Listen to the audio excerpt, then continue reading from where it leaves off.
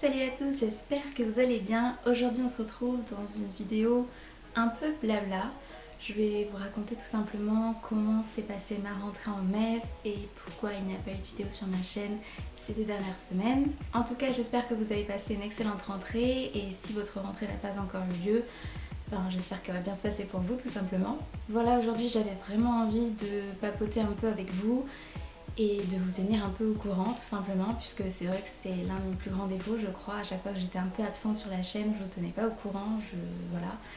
J'ai pas pour habitude de me livrer ou quoi sur les réseaux sociaux. En vrai, le seul où je suis vraiment très active, c'est Twitter. Donc si vous voulez avoir de mes nouvelles quasiment tous les jours, c'est là-bas que ça se passe. Donc je vous mets le lien en barre d'infos. Bref, on va attaquer tout de suite le sujet principal de cette vidéo. Donc ma rentrée en Master MEF.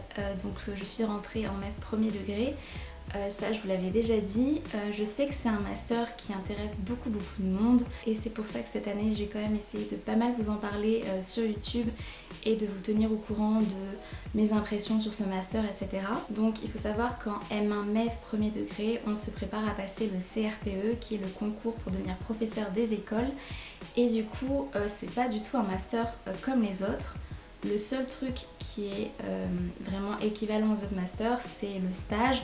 Et encore, pas vraiment, c'est pas vraiment le même stage que dans d'autres masters. Mais surtout le mémoire à rendre en M2 et le TER à rendre en M1. Mais sinon, il n'a rien en commun avec les autres. Bref, ma rentrée, comment s'est-elle passée ? Déjà, on est rentré le 1er septembre. C'est hyper tôt. Mais c'est pour une bonne raison, comme on prépare un concours, il faut que nos cours débutent le plus tôt possible pour voilà, se préparer psychologiquement et attaquer tout de suite nos révisions. Alors l'un des premiers trucs que les profs nous ont dit, c'est que clairement les cours en MEF ne suffisaient pas à préparer le concours. C'est-à-dire que c'est un master qui demande beaucoup de travail personnel, encore plus qu'à la fac habituellement. Puisque voilà, les cours ne suffisent pas à préparer le concours. Si on se base uniquement sur ce qu'on apprend en INSPE, il y a très peu de chances il y a peu de chances qu'on réussisse le concours quoi. Surtout que le CRPE, bon je vous rappelle pas le taux de réussite, il est très mince. Surtout que je le passe dans une académie où il est encore plus dur de l'avoir. Voilà, il y a énormément de demandes pour très peu de places. Ce qui est le contraire de Créteil ou Versailles par exemple. Donc voilà, moi c'est l'académie de Bordeaux, donc beaucoup de demandes et très peu de places. Donc c'est encore plus dur de l'avoir, puisque le principe du concours c'est qu'il faut être dans les meilleurs. Du coup les profs nous ont avertis tout de suite et ils nous ont dit de nous y mettre tout de suite aussi. Alors ils l'ont tous fait d'une manière plus ou moins différente. Je sais que par exemple en français, nous notre prof de didactique nous a carrément demandé de commencer à afficher un manuel. Je sais pas si vous voyez tous mes manuels là, mais en gros il y en a un qu'elle nous a demandé de ficher tout de suite. Là par exemple pour lundi, j'ai pas encore fini, mais il fallait ficher toute la première partie sur vraiment le vocabulaire de la didactique. Voilà, donc c'est sûr que quand les profs nous donnent ce genre de devoir, forcément on est obligé de s'y mettre tout de suite et c'est pas plus mal parce que de toute façon ce bouquin il aurait fallu que je le fiche à un moment donné. Donc au moins là avec ce cours je sais que ce sera fait et le plus tôt possible en plus. Bref, je vais essayer d'organiser un peu cette vidéo parce que je vous avoue que je l'ai pas du tout écrite. Du coup c'est possible que ce soit un peu brouillon mais je voulais juste prendre ma caméra et vous parler donc voilà. On va parler de l'emploi du temps, peut-être que ça vous intéresse. L'emploi du temps en MEF est un peu plus light que dans les autres masters, c'est-à-dire qu'on n'a pas beaucoup d'heures de cours dans la semaine. Là par exemple cette semaine j'ai pas eu cours tout le mercredi. Et la semaine prochaine, j'ai pas cours ni mercredi ni vendredi. Après, forcément, je vais avoir des semaines un peu plus chargées que ça. Mais voilà, globalement, c'est un emploi du temps quand même assez cool. Mais c'est pas pour rien, là encore. Comme on est dans l'objectif toujours du concours, forcément, on a pas mal de temps libre pour faire nos fiches, etc. Ça rime à rien de faire nos fiches en cours. Donc forcément qu'il fallait nous laisser du temps dans l'emploi du temps pour faire nos fiches, pour réviser, pour refaire des exos, etc. etc. Donc l'emploi du temps est assez cool, mais nos semaines sont très chargées. Donc comme je vous l'ai dit, on est rentré le 1er septembre et du coup là je viens de finir ma 2e semaine de cours, vraiment de cours du lundi au vendredi. Et honnêtement, je suis exténuée. Donc vous allez me dire ouais t'as pas cours le mercredi, t'abuses et tout, mais mon mercredi là concrètement je l'ai passé à bosser. J'ai fait que ça. Donc c'est un peu fatigant quand même. Voilà, ça va pas du tout être des semaines comme à la fac. Quand j'avais pas cours à la fac, je révisais pas forcément. Alors que là, je suis obligée de bosser parce qu'on a aussi énormément de devoirs. Ça c'est un truc qui me rappelle vraiment le lycée parce qu'à la fac j'ai quasiment jamais eu de devoirs et là j'en ai plein. C'est soit des devoirs à rendre, soit des exercices à faire tout simplement. À chaque fois qu'on a maths, on sait qu'on a des fiches d'exo à finir. Après, ils vérifient pas forcément qu'on les fait, mais disons que voir une correction d'exercice sans avoir fait les exos, ça sert à rien, ça sert strictement à rien, enfin surtout en maths quoi. Voilà, ensuite au niveau des devoirs, des contrôles à réviser tout simplement. Et justement, les contrôles, sachez que vous allez en avoir pas mal. Moi j'en ai eu dès la première semaine de cours. Là je dois rendre un devoir dans une matière, j'ai un contrôle aussi dans 2 semaines.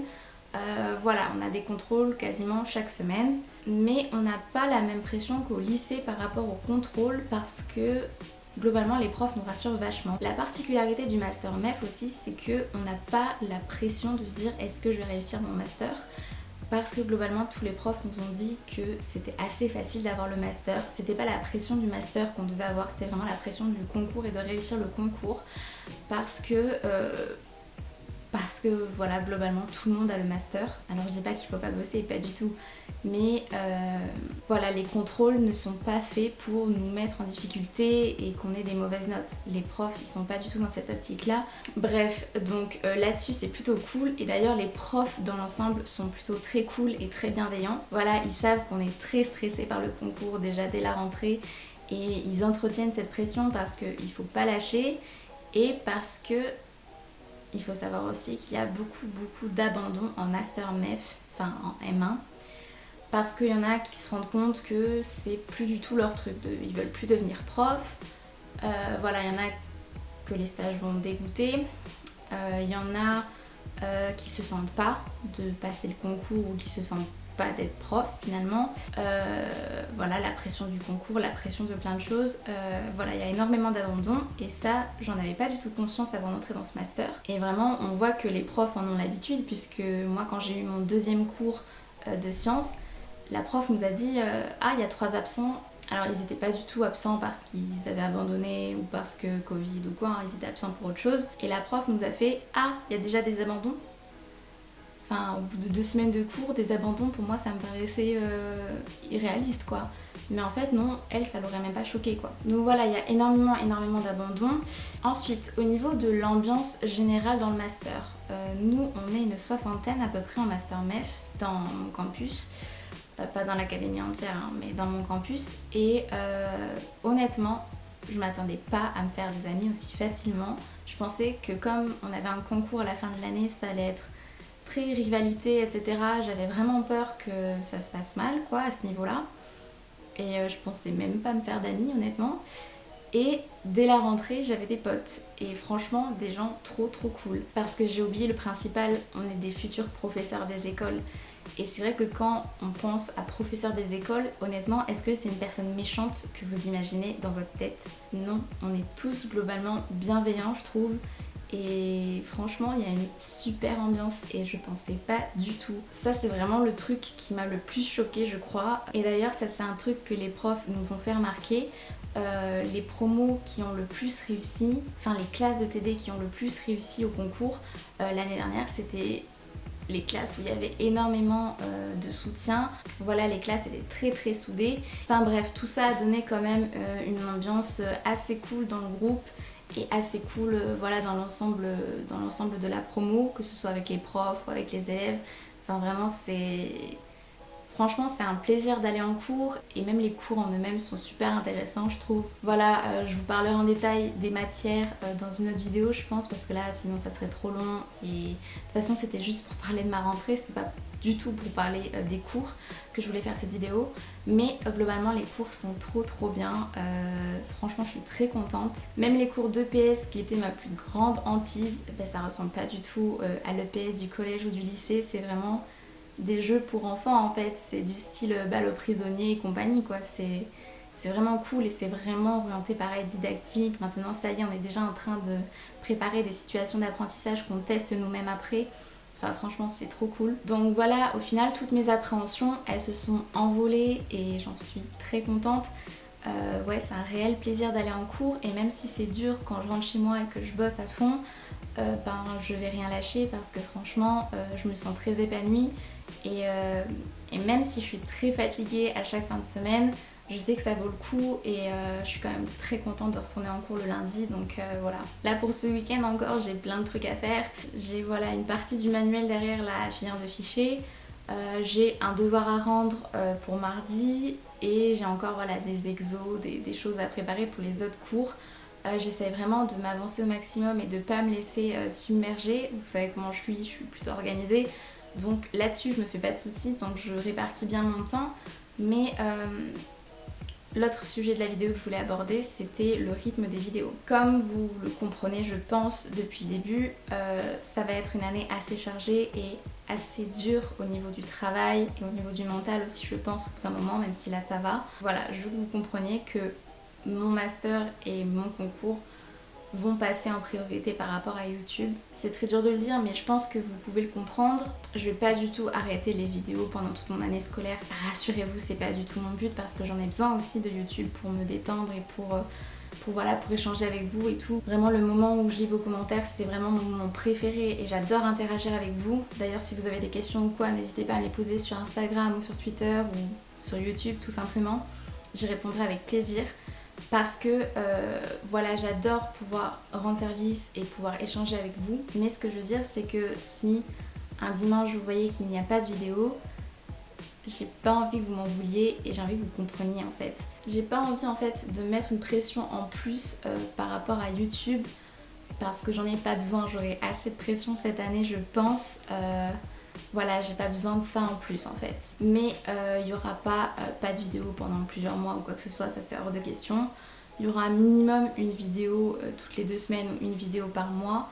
Mais de toute façon, je vous tiendrai au courant et pour pallier à ça, je pense que je vais faire des vlogs. Parce que je pense que ça peut vous intéresser aussi de voir un peu mon quotidien, quand je révise, comment je répartis mon temps, etc. Mais j'ai pas envie de vous faire des vidéos qui ne me plaisent pas. Là franchement il y avait une vidéo qui était censée sortir il y a 2 semaines mais j'étais pas satisfaite du résultat, ça ne me plaisait pas et du coup je voulais pas sortir tout simplement. J'ai pas envie de me forcer à sortir des vidéos qui ne me plaisent pas et qui ne me conviennent pas tout simplement, ça me ressemble pas. Donc voilà, j'espère que vous comprendrez en tout cas et je veux que vous sachiez que je vais faire mon maximum pour essayer de poster une vidéo par semaine. Mais si un dimanche par-ci, un dimanche par-là, il n'y en a pas, ne vous inquiétez pas et j'essaierai de vous tenir au courant sur les réseaux sociaux. Je vais essayer de m'y mettre un peu et voilà, je vais faire en sorte que ça se passe le mieux pour vous, le mieux pour moi, voilà, pour qu'il n'y ait pas de pression de mon côté et qu'il y ait quand même du plaisir du vôtre.